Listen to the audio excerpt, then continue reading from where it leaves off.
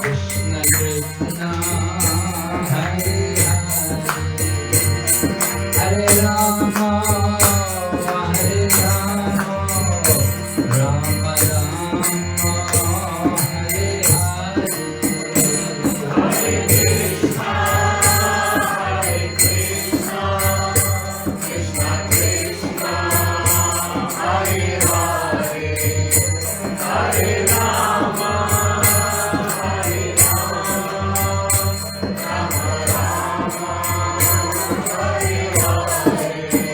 Hare Krishna, Krishna Krishna, Hare Hare, Hare Rama, Hare Rama, Rama Rama, Hare Hare, Hare Krishna, Krishna Krishna, Hare Hare, Hare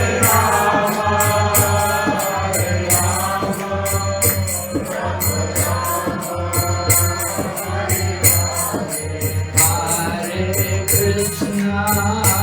Hare Krishna, Krishna Krishna, Hare Hare, Hare Rama, Hare Rama, Rama Rama, Hare Hare, Hare Krishna, Krishna Krishna,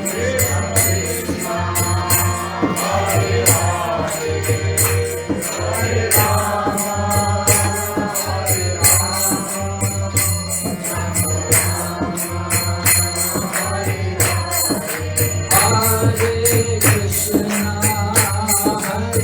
Krishna, Krishna Krishna, Hare Hare,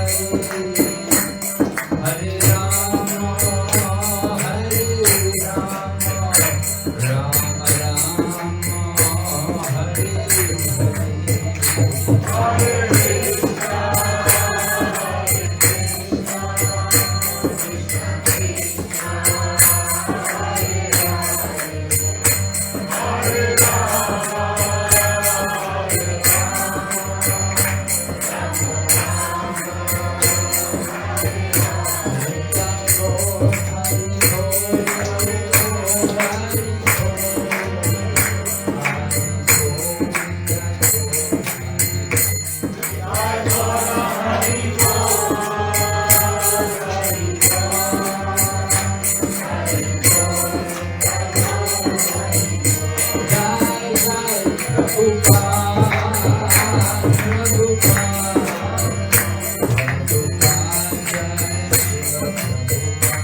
Jaya Jaya Prabhupada, Prabhupada, Prabhupada, Jaya Jaya Prabhupada.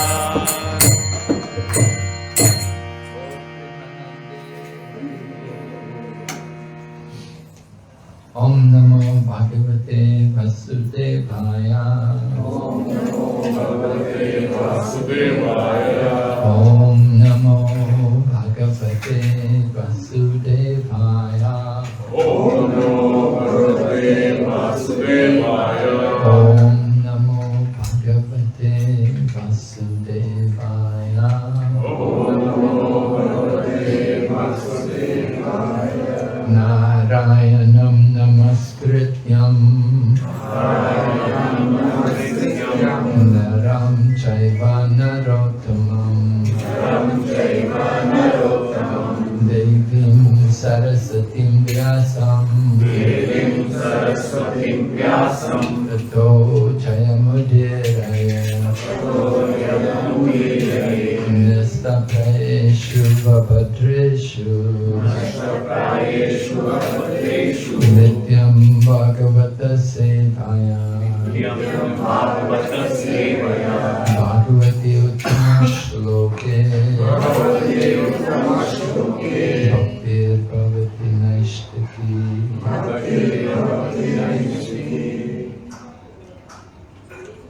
So today we wanted to speak something about about the glories of the Bhagavad Gita. Bhagavad Gita is our fundamental book in terms of Vedic knowledge. The Bhagavad Gita, the Song of God.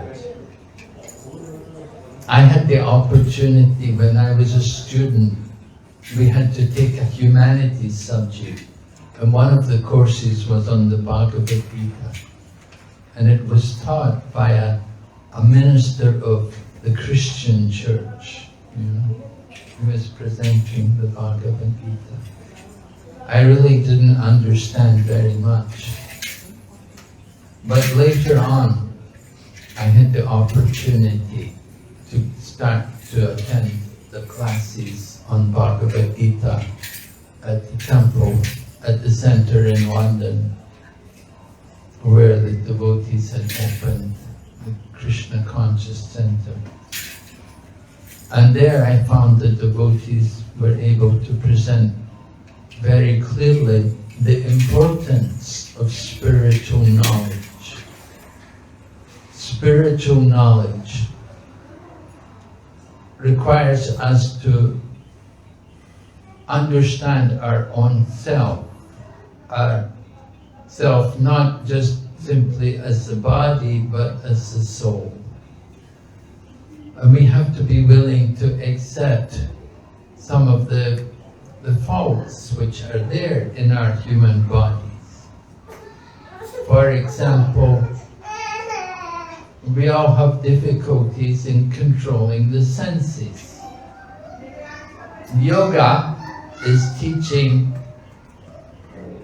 sense control, controlling the senses. The body is made up of senses.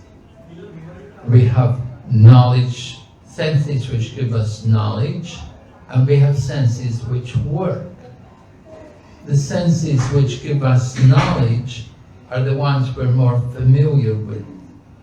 Just like we use our eyes to see, and the nose to smell, the ears to hear, the tongue to taste, and the skin to touch. So these are the 5, what we would call Gyan Indriyas, the senses which are giving us knowledge. But there are also working senses, which we're not always so conscious of, but they're certainly very important for us. This means things like, again, the ability to speak, which comes through the tongue, and then also the hands for working, and the legs for walking. And then there's an organ for evacuation, and another organ for reproduction. So these are called karma indriyas, the working senses. And it's important for us to be able to control these senses.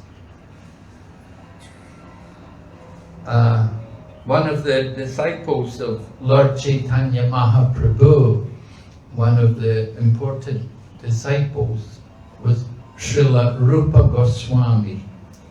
And Rupa Goswami was a very philosophical person, and he wrote a very important book for the devotees, which is called the Upadesh Amrita, the nectar of instruction. And he begins his book. It's not a very big book. There's only 11 verses there, so you can read it very quickly. But it's a very important book, and he begins it by talking about the different urges, which in Sanskrit are called vegas, right? Vega, urge. And we have different urges within our body. Vacho vegam, manasa krodha vegam, jiva vegam, udarofasta vegam, itan vedan yo vishahe tadira, sarvam apimam prativim shashishya. So he begins his instructions by talking about the different urges which have to be controlled in the body. One is the urge to speak. Speaking, of course, is something very important. But speaking can also be the cause of a lot of problems. Some people like to do monavrat. At one point I was living in Calcutta, in the Calcutta temple there, in Albert Road. So one of our life members, he was quite a successful businessman, he had a big company, but he had a policy. Every Sunday he would do monavrat. He would not speak, he would not utter a word the whole of Sunday. Rest of the week he would speak a lot. He was running a company, he was a businessman, he was very busy. So he had a lot. But Sunday he made a vow, monavrat. And I remember also when we opened the temple in Surat, over in Gujarat, we had a place there in Surat, just near to where our temple was. There was a place where people like to come. They like to come and they'd be given a room and nobody could disturb them. They would just stay in the room. And there was no phone calls and there was no visitors. And the food would be given to them. The food would be given to them through a little window or something. So they would not see anyone or hear anything. And it was so popular. People liked to come and spend days there just to get away from the world. They liked that silence, that solitude. Of course, he didn't stay there forever, but for a few days, sometimes even maybe somebody would stay for a week. But that would be about as long as they could tolerate. Because it's unnatural. It's the nature of us that we like to speak, because speaking is how we communicate with each other. It's just a matter of what we communicate. That is something which has to be controlled. It's not that speaking itself is wrong, but it's communication. What we communicate is often a problem.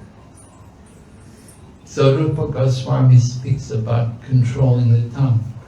Bhagavad Gita also is talking about yoga.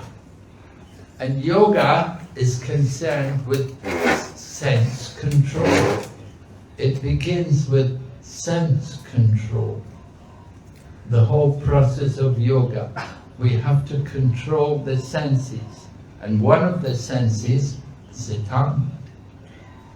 And trying to do it artificially by stopping speaking, that is unnatural. Because we have a tongue, we're meant to use it. If we don't use it, then something is why were we given a tongue if we're not going to use it?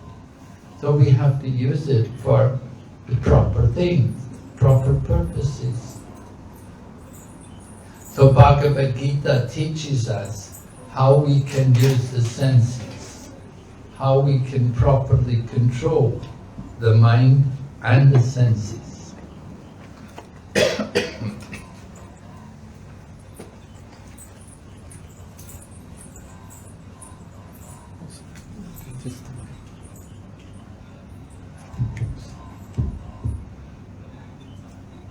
So controlling the urges, controlling these senses, this is certainly very helpful for a person to progress in yoga. One of the things which we need to do to control the tongue is not only speaking, but it comes also in the food we eat, what we eat, and what we don't eat, and how much we eat. Therefore, in the Bhagavad Gita, Lord Krishna talks about the importance of regulation. Again, sense control. We have to be regulated in our activities. It's very helpful if we can be regulated in our eating and sleeping. For young children, it's very helpful for them to be regulated, to get into a fixed program, certain time they go to sleep, a certain time and they wake up, and they become regulated to a lifestyle. Going to school and so on, there's regulation. A time to start the school, a time to go home. So the body is meant to be regulated. Regulation helps us to control the mind. It's important for us to control the mind. In Bhagavad Gita, Lord Krishna describes the mind can be the friend, the mind can be the enemy. For one who has conquered the mind is the best of friends. And for one who has failed to do so, his very mind is the greatest enemy.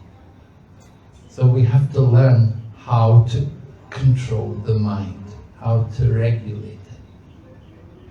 So in this age, which we call the Kali Yuga, because it's, well, the Vedas describe there are 4 ages, and we're in the 4th age. The principles of religion are very less.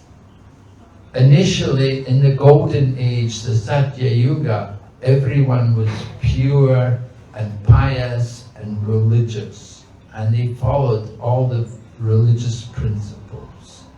But as we progressed through the different ages, the qualities of people declined until we come to the present age, this age of Kali, where religious principles are practically almost lost.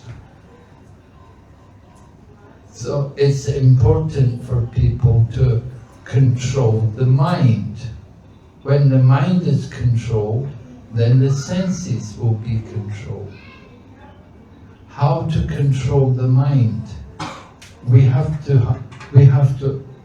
have the proper activities which will allow us to focus the mind, to keep the mind stable and to keep the mind peaceful. It's important also, just like the food you eat, it will influence the thinking of the mind. We eat food cooked by people who are influenced by passion and ignorance. Then that quality comes also in the food. Just like diseases can be transmitted from one person to another by contact with the person, so also consciousness can be transmitted from one person to another. So that consciousness comes also in food. The person who is preparing the food is therefore meant to be a Brahmana. Traditionally, the Brahmanas, in the temples, you have Brahmanas who will cook for the deities. The Brahmanas are meant to be the symbol of goodness. They're meant to be pious and religious people who practice the principles of religion. They're meant to show the example to others by their character and behavior. And they're meant to guide and help other members of society. So the Brahmanas are like the head in the social body. You have the Kshatriyas, their job is protection. The Vaishyas, to produce the food. Now they're like the belly. And the Sudras, the workers, they're like the legs. So the Brahmanas are like the brain or the head in the body. They're meant to give the direction for the benefit of people, materially and spiritually. They're meant to help us to understand how we can be successful in both. We need to have the material life. We're living here in this material world. We have to perform certain work, certain duties. At the same time, we have a spiritual purpose in life. So, the Brahmanas are meant to direct. And their directions are meant to be according to Shastra, according to scriptures. So Brahmana is meant to be a person who has knowledge. Where do you get the knowledge from? You get it from the scriptures. So in this age, we don't find many Brahmanas. Even people who are claiming to be Brahmanas are often not up to the standard of Brahmans. And they may deviate drastically from the principles of Brahminical culture. Therefore, we have to also check with the help of Shastra what is proper, what should be done, what should not be done. The Shastras are there to guide us. And we have to hear from books like the Bhagavad Gita. Bhagavad Gita is teaching about our own self, understanding the self as the soul, different from the body. Within the body, there are two souls. There is the Paramatma and the Jiva Atma. The Paramatma is there as the overseer and the permitter of certain activities. The Paramatma is described in Bhagavad Gita. In the 15th chapter, Lord Krishna says, Sarvasya chaham hridisannivesta mata smritir jnanam apohanam cha vedaischa sarvam aham eva vidya vedanta krit vedavid eva. Lord Krishna is saying that he is in the hearts of all living entities, and from him comes knowledge, remembrance, and forgetfulness. So in this way, the Super Soul is guiding us. Sometimes he's giving us knowledge, sometimes he allows us to forget, and sometimes he helps us to remember. According to our desire, according to our mood, Lord Krishna reciprocates because he's in the heart. So he's next to the individual, he's next to us who are sitting there in the heart as a soul, and Lord Krishna is sitting beside us. So you sit with someone, you know about them, you know what they're thinking, you know what they're doing. You're sitting with them all the time. So Lord Krishna knows our desires. He knows what we're thinking, what we want to do. And he arranges everything according to our qualification. So Bhagavad Gita describes 5 topics. First of all, it describes about Ishvara, that there's a controller, there's a supreme being over everything. It's unfortunate in this age there are many people who don't believe in God. We call them atheists.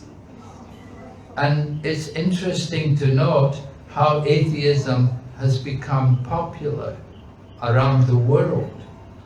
Of course, it's there in communist countries as part of the policy of the government that they promote atheism. But even in countries which are democratic, you'll find there's a lot of atheism. Some devotees I know were teaching in the National University of Australia, the topmost university in Australia, NUS. So, or NUA, right? NUA, not NUS. No. NUS is Singapore.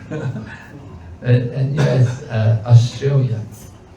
Anyway, so Canberra, anyway, is the capital city. And they were having a yoga, Krishna yoga program. But they told me that after their Krishna yoga program was over, there was another group of people who came in and they were having the Atheist Society meeting. So even in universities where people are supposed to be a little educated, they have atheist societies. And they will come, and then when they see the devotees, they will mock at them and ridicule them and scorn them. They do not appreciate at all the work or the thinking of those people who will worship a God, because they are convinced atheists. And atheism is so rampant that sometimes they even put posters on the side of buses. In the UK, they were putting slogans on the outside of buses, declaring that there is no God and you don't need to believe in someone you've never seen, and all kinds of this atheistic propaganda. So Bhagavad Gita explains to us that there is a God, there is a being over everything. And that is reasonable to understand. We see within the world there's so much order of creation. Everything is arranged in a very nice manner. The planets are rotating carefully. The seasons in general are controlled. You know, you have summer, you have winter. The planets are all orbiting very carefully. They're not moving haphazardly, but everything is a very systematic manner. The rotation, all the movements, the different planets, it's all very controlled. So can we say it just by chance? Could we believe that all of this is just chance? Do we see such things by chance? You see cars on the road, are they just moving by chance? Of course, every vehicle, there's a driver moving the cars. So similarly, the planets are also moving, and there are controllers. And over all these controllers, there's a supreme controller. So Ishvara is one topic which is explained in the Bhagavad Gita. And then another topic which is explained is Jiva, the living entity. We have to understand our own self as living entities, that we're not the body, we're simply living in the body as spiritual entities. In the Bhagavad Gita, Lord Krishna describes, Na jayate mriyate va kadachin, nayam bhutva avitava nabhuya, ajo nityam shasvato purano, na hanyate hanyamani. For the soul, there's never birth, nor is there death. Nor having once been, does he ever cease to be. He is unborn eternal, ever-existing, and primeval. He is not slain when the body is slain. So we have to understand our spiritual nature. We all identify ourselves with the body, and we think of ourselves in terms of the physical body. But that body is only the covering of the soul. In the Bhagavad Gita, Lord Krishna describes, Vachamsi janani yata vihaya navani krinati naroparani tata sharirani vihaya janani anyani samyati navani devi. Lord Krishna is saying, just as we change the garments, we change also the body. The body is compared to dress. And just like in this life we have changed, the body's changed.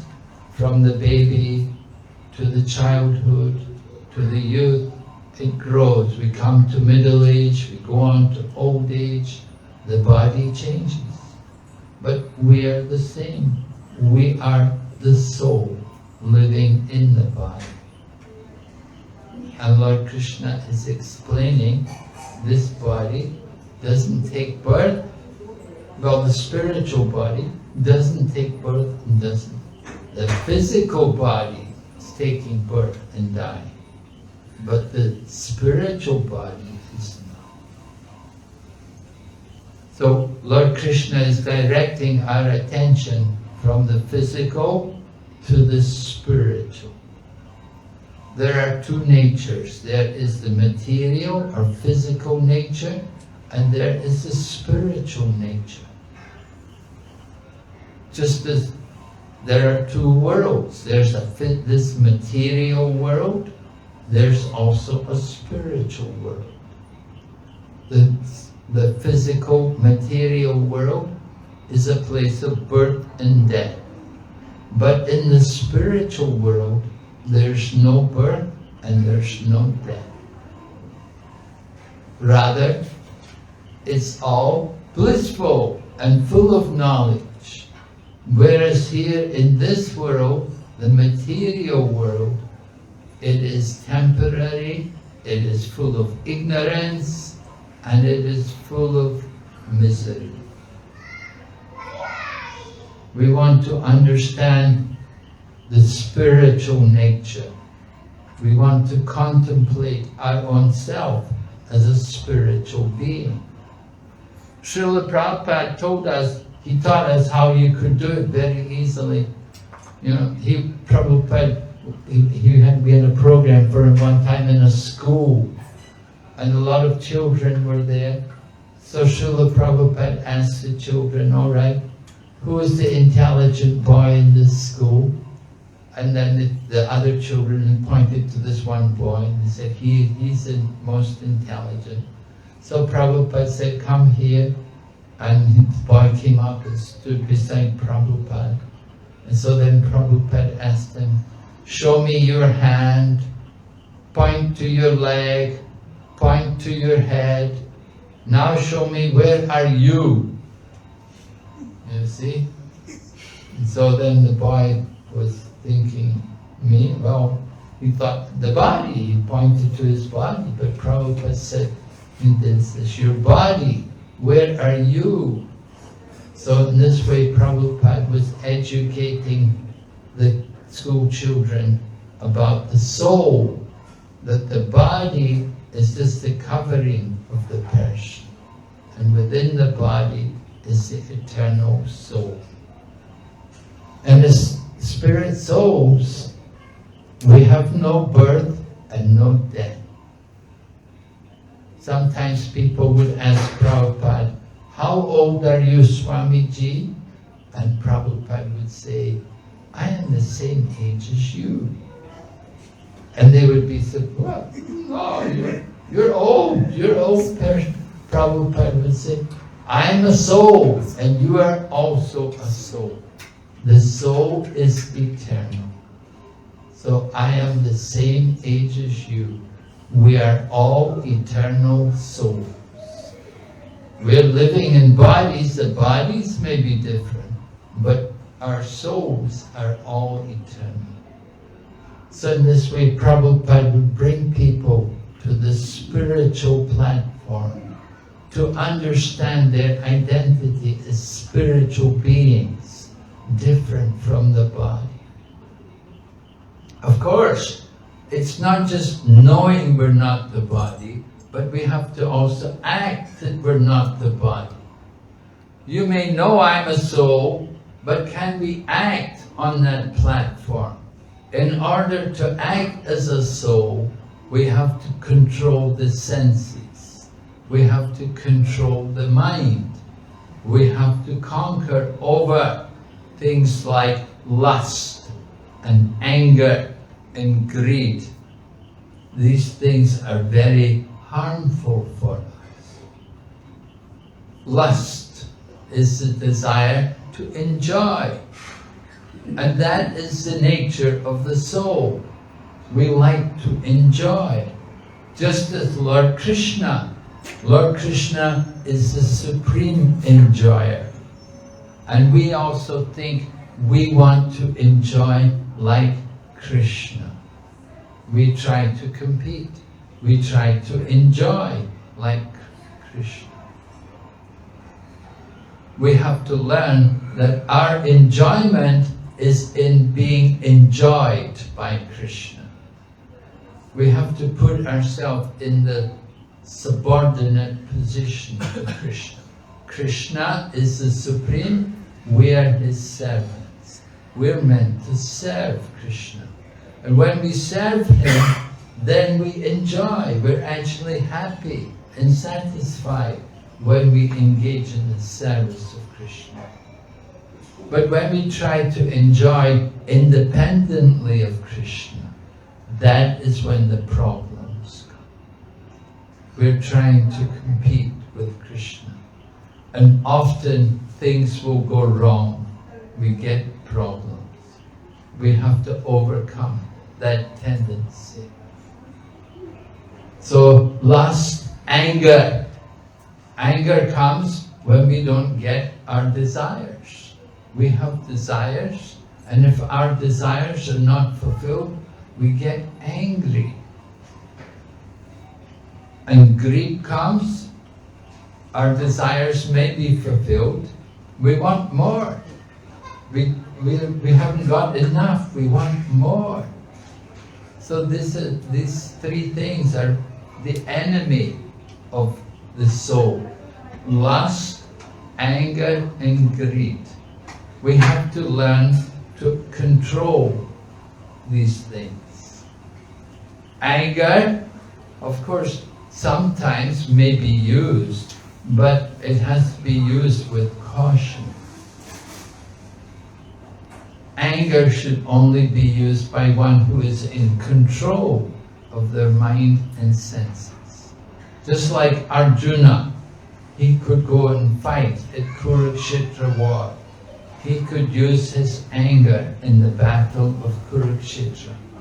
Or Hanuman, he went to Lanka and he used his anger to fight Ravan and the army of Ravan and to burn Lanka. So that is proper use of anger in the service of Lord Krishna. We should not try to use anger independently of service to Krishna. We should be very cautious to avoid these things. The Bhagavad Gita tells us 3 gates to hell: lust, anger, and greed. 3 gates into hell. And therefore, we have to be very careful. Of course, we are not eager to go to hell. It doesn't sound very nice. But for a devotee, of course, a devotee who is pure, like Prahlad Maharaj, he can go anywhere. He doesn't see any difference between heaven and hell and liberation. He sees everywhere the same, because wherever he is, he will be engaged in his bhakti yoga. He will be engaged in chanting and hearing and serving Krishna. This is the nature of devotional service. You can perform bhakti yoga anywhere. Even you're in hell, you can also be chanting, doing service for Krishna. It doesn't matter where you are. But we have to be in control of our mind and senses. We have to be free of lust and anger and greed. We may be greedy, we want to do more service for Krishna. So greed for the service of Krishna, that would be allowed. But again, you have to be careful that you can control your senses, not that you're controlled. Someone is controlling and most people are controlled by the senses. So we have to learn how to control the senses. And it is not stopping the senses, but it is using the senses in the proper manner. Learning how to use our senses for the satisfaction and pleasure of Lord Krishna. So devotees learn this art from association with other devotees. In the Bhagavad Gita, Srila Prabhupada writes about a great devotee named Maharaj Ambarish and how he was using all of his senses for the service of Krishna. But the very first thing he did was to fix his mind on the lotus feet of Krishna. So similarly, in our own practice of bhakti yoga, the first thing we have to do is bring the mind to the lotus feet of Krishna. Therefore, we will chant the Mahamantra very carefully. And even before we chant the Mahamantra, we will approach Srila Prabhupada, our spiritual teacher. We will beg his mercy to help us to come to Krishna. Prahlad Maharaj teaches us that we don't go to Krishna directly. Prahlad Maharaj did not go to Lord Nrsingadev directly. He went to Lord Nrsingadev through his guru. Right? The guru of Prahlad Maharaj was Narada Muni. Right? So by the grace of Narada Muni, Prahlad Maharaj was able to come to Lord Krishna, to the perfection of devotional service. So Maharaj Ambarish, he first of all fixed his mind on the lotus feet of Krishna. And then he engaged all of his different senses in different ways. He used his nose to smell the flowers. He used his eyes to see the beauty of the deities. He used his legs to walk to the temples and to dance in the kirtan. And he used his hands to clean the temple. And especially he used his ears to hear about the glories of the Lord and all of his pastimes. And he used his tongue to chant the name of the Lord also. All of his different senses were being used for the service of Krishna. Now Arjuna, in the Bhagavad Gita, Arjuna has a problem because he has a difficult situation. He's supposed to take part in the battle, and he thinks it's not appropriate. He thinks this is not proper. He would rather avoid the battle. But Lord Krishna tells him that you have to work. You have to do your duty. And Lord Krishna encourages Arjuna that he should perform that duty in the mode of detachment. Chaitanya Mahaprabhu is Lord Krishna who comes in Kali Yuga to teach us about the importance of devotional service. So Chaitanya Mahaprabhu is described by a great personality, one personality named Sarvabhauma Bhattacharya. The Bhattacharya, right? The topmost Brahmins or Bhattacharyas. So he was a great Pandit in the Jagannath Puri temple, and he was engaged teaching the sannyasis and helping them to get strength of mind and to conquer their desires and to be peaceful in their renounced life. So Sarvabhauma Bhattacharya composed a beautiful verse describing Lord Chaitanya Mahaprabhu, because he had come to understand Chaitanya Mahaprabhu was Krishna, and he felt very grateful. He wanted to glorify Chaitanya Mahaprabhu. So he composed many verses. One of the verses is especially important. Vairagya Vidya Nija Bhakti Yoga Shiksharka Eka Purusha Purana Shri Krishna Chaitanya Sharira Dari Kripambudir Yastvam Aham Prapati. Sarvabhauma Bhattacharya is describing, he said, I offer my obeisances to Chaitanya Mahaprabhu, who is an ocean of mercy, and he has appeared in this age of Kali to teach us vairagya, detachment, and vidya, transcendental knowledge from this world.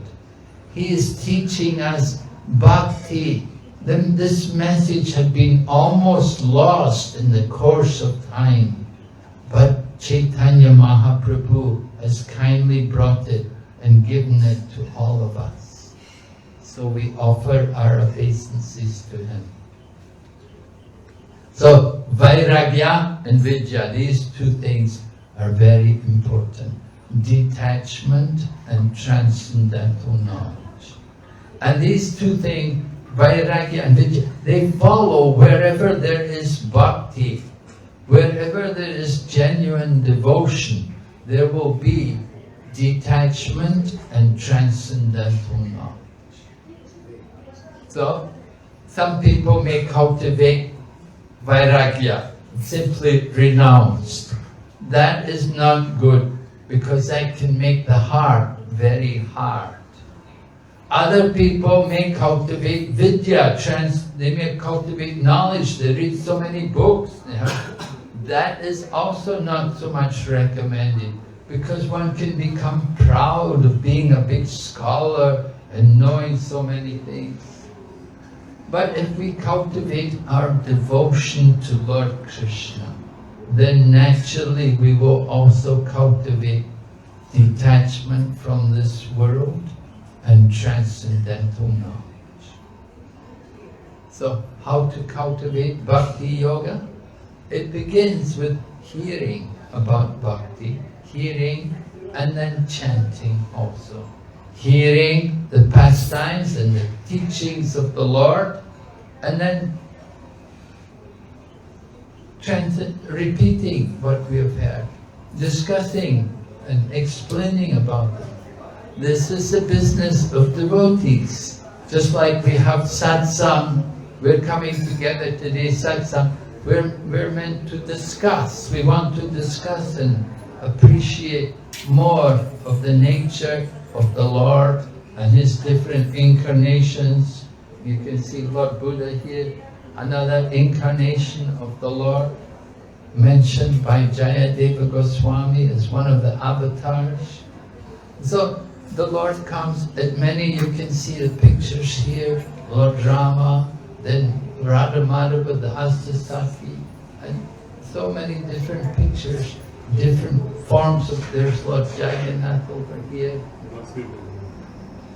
Oh yeah, Lord Nrsimhadev here.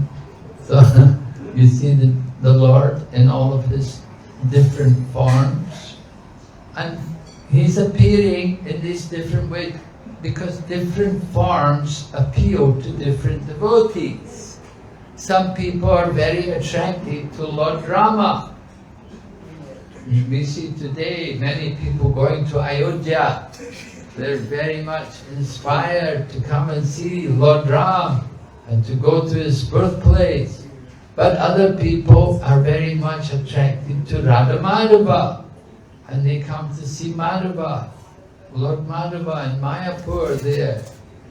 There's different forms. Some people go to Jagannath Puri, they will see Lord Jagannath. The Lord appears in different ways to different people.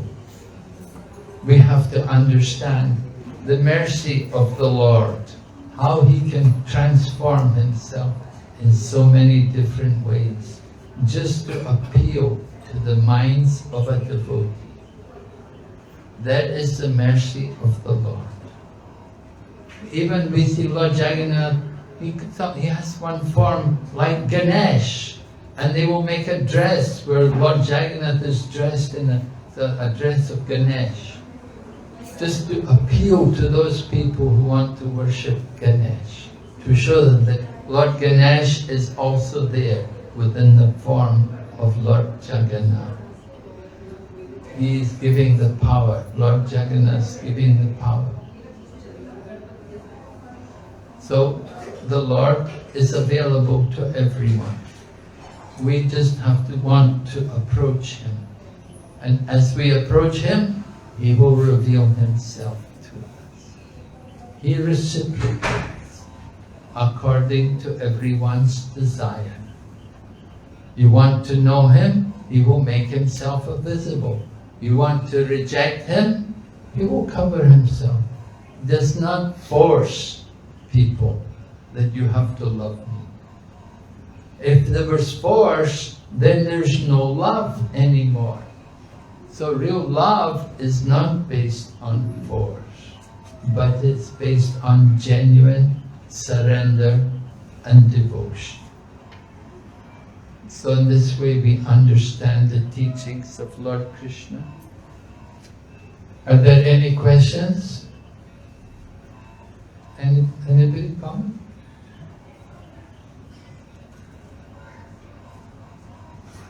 Yes. Maharaj, you said we have to control anger. You said we have to control anger. Yes. Maharaj, but which sometimes somebody says something to us which we don't like, we suddenly feel angry, or we take very long time to forgive the person. Sometimes we can't even forgive the person. So how to? Somebody says something you don't like. You have to thank them. And thank you very much. Very kind of you. To make us humble. Sometimes people will say things we don't like. It's actually good for us. It's a lesson for us. In everything there's a lesson. There's a message for us. Everything which happens. So somebody says something which we don't like, it's our problem. It's not their problem. It's our problem. Somebody says something, and another person, they may say the same thing to another person, they'll just laugh about it. Why should you get upset? Why should you get so angry? It's our own foolishness, our own attachment, and our own ignorance which is upsetting us. We have to overcome that tendency, and we have to learn to control our anger. Just getting angry doesn't do any good, doesn't help you at all. It makes the situation worse. The person comes and says something nasty to you, if you get angry, then they're happy. I upset them, I made them angry, they'll feel. But if you laugh and smile about it, then they'll realize that, oh, no, I don't need to say anything to this person anymore. I can't make them angry. I can't disturb them.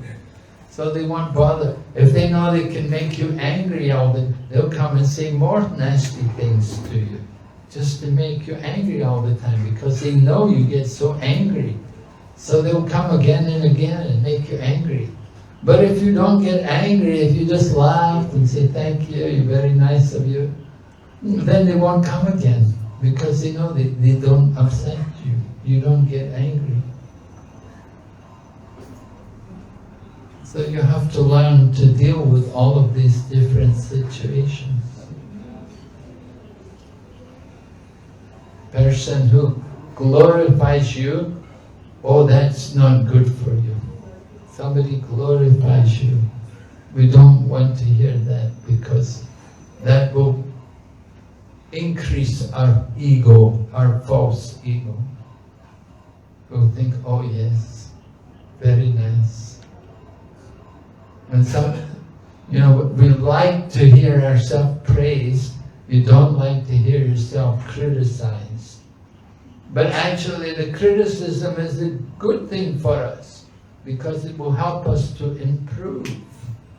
But if you're praised, you'll think, oh, I'm perfect, I don't need to improve, I'm already good. It doesn't do us any good. In fact, it's harmful for us to be praised. So it's better to be criticized than praised. The person who criticizes you, he's your friend. And the one who praises you, he's your enemy.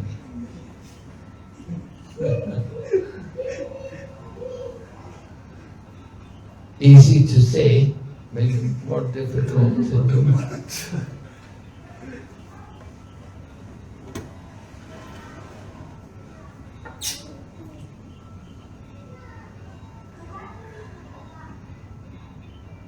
Yes, brother. Maharaj, I have one question in regard to your yesterday's class. Can I ask you?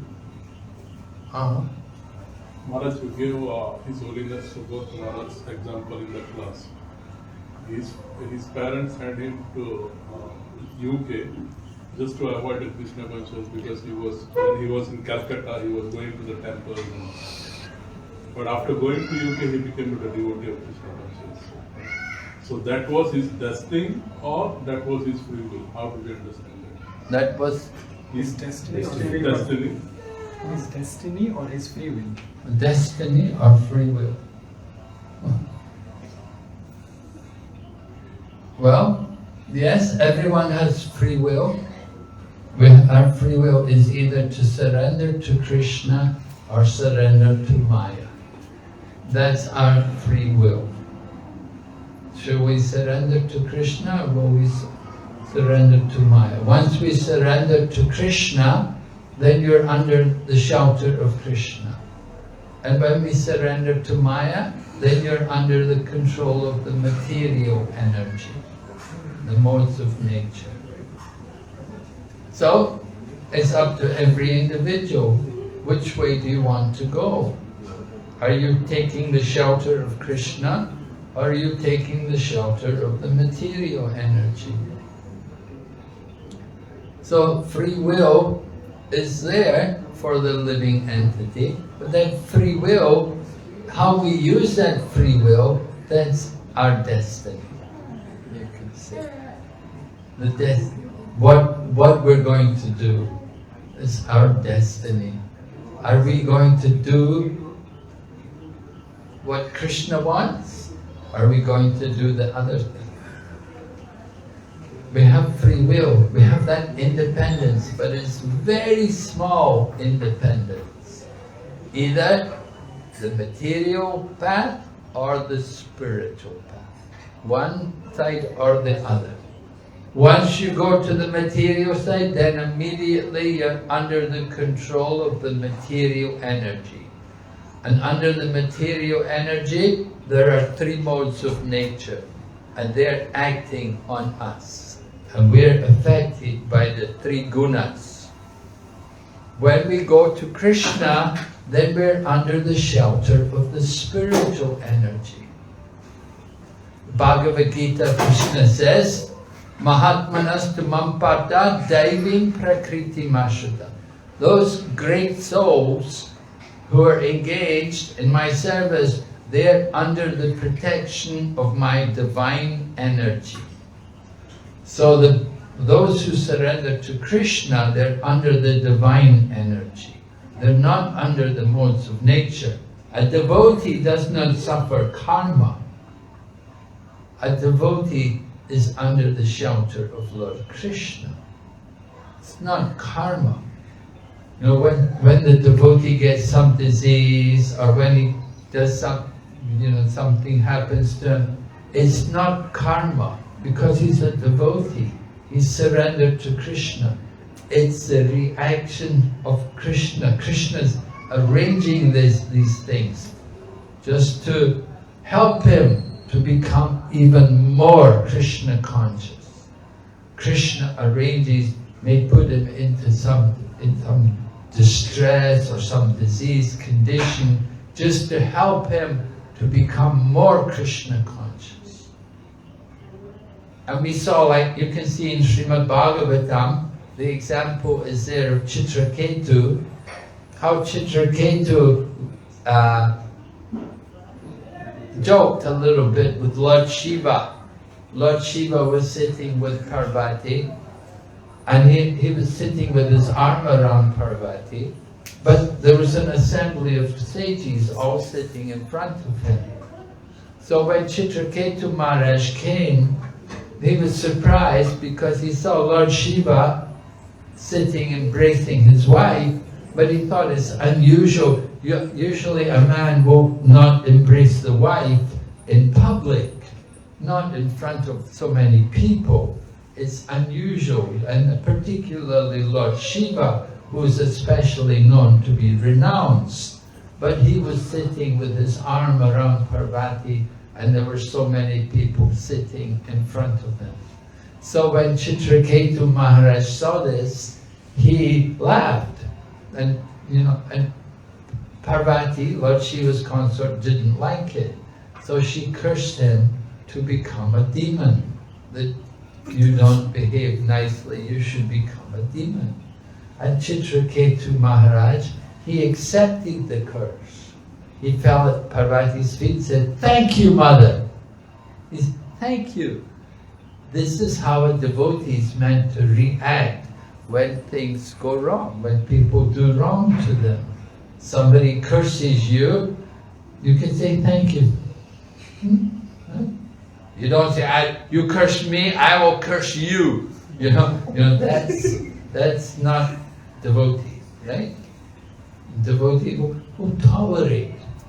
So Chitraketu accepted the curse, and he became a demon, but in the body of Vritasura. Although he was in the body of a great demon, it gave him the chance to finish off his karma and to go back to Godhead. He could go back to Godhead to be with Lord Sankarshan, because Chitraketu was a devotee to Lord Sankarshan. So he went back, he got liberated. He could go back to the spiritual world by the grace of that curse. That curse was beneficial. It helped him to go back to Godhead quicker, because he'd been in the material world for a long time. And he'd been enjoying the material world. He wasn't even thinking about going back to Godhead. But when he got cursed to become a demon, then he thought, now finish this, get rid of this body, go back to the spiritual world. So, like that, we should understand there's always some good.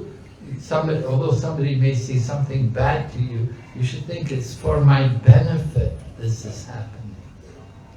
No reason to get angry. And Chaitanya Mahaprabhu teaches us we should be tolerant like the tree. Why we're not tolerant? Because of our ahankara, false ego.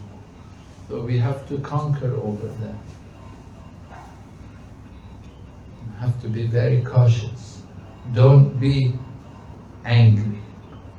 Don't get angry. Keep calm.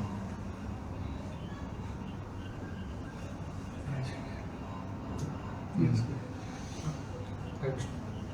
But you said that if we choose to be in the material side, we fall under the clutches of Maya, and if we choose Krishna, we are under Krishna's shelter. But then there is also this factor of our inclination because of our previous conditioning, which forces us to behave in a certain way. How do we add that to this equation? That I may not want to do sinful activities, but my previous inclinations drive me towards those sinful activities. Yes, well, we have to understand what is proper and what is not. We have to hear what is the cause. Why are we doing sinful activities? Because of ignorance. So we have to cultivate knowledge. We have to hear what is proper and what is not. What you should be doing, what you should not be doing. We have to hear and then use that knowledge in the course of our activities. The inclination may be there to do wrong, but if we have the proper education, you know what is wrong, you won't want to do it. You know this is wrong. Why should I do it? I'm going to suffer. If I'm going to do wrong, I will get reactions for that. I'll get more suffering. I'll become more entangled in the material energy. So we should be very careful to avoid that, not to get entangled anymore in the material energy. We want to get free of the material energy.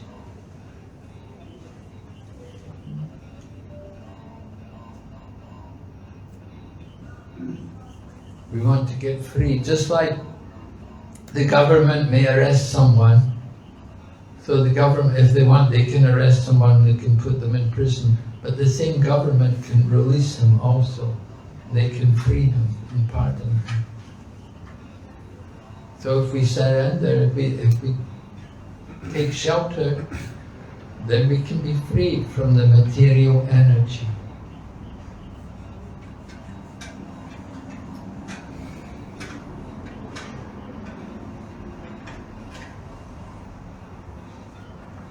Okay, Hare Krishna.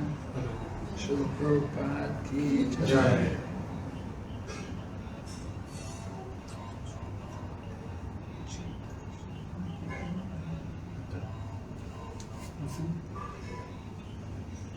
So yeah, these questions.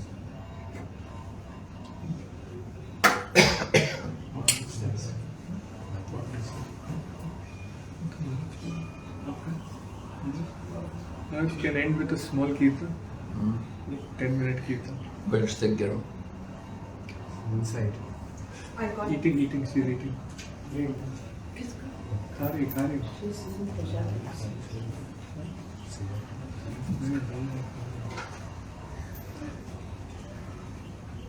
Thank you much.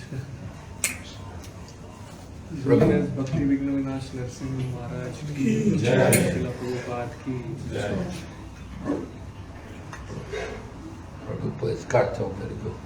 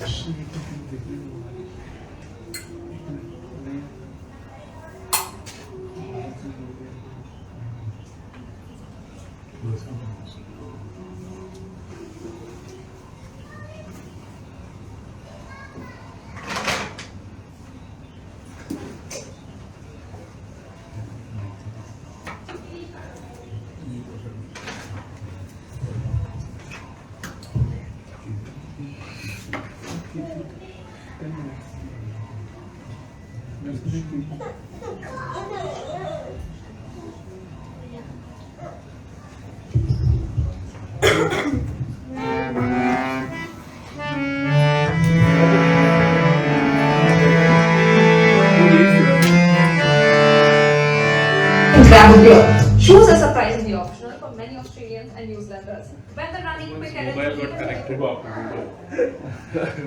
Jessica in the proof. Jessica proof. माया आ गया कीर्तन के बीच. Hare Krishna. Krishna.